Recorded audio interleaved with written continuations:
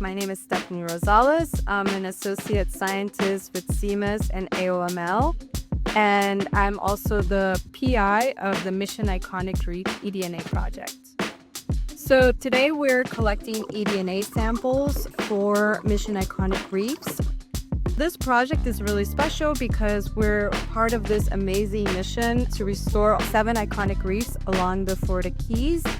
Reefs in Florida are heavily degraded right now, with some only showing 2%, 5% coral cover.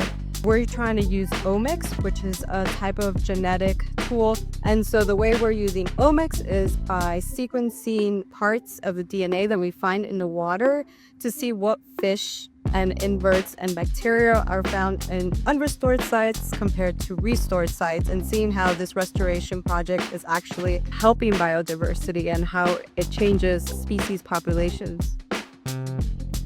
My name's Sterling Butler. I'm a lab technician, and today I'm a free diver. So we are going to GPS points, and then me and the other free diver in the water will take turns swimming down to the stake, taking a water sample using these Whirlpack bags. They open them up at that depth right above the stake, and once we've taken the sample down there, we'll be swimming back to the surface and then ultimately back where it is filtered.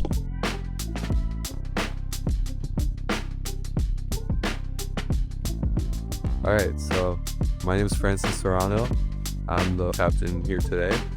Once we collect our water, we filter it using the Alexis pump.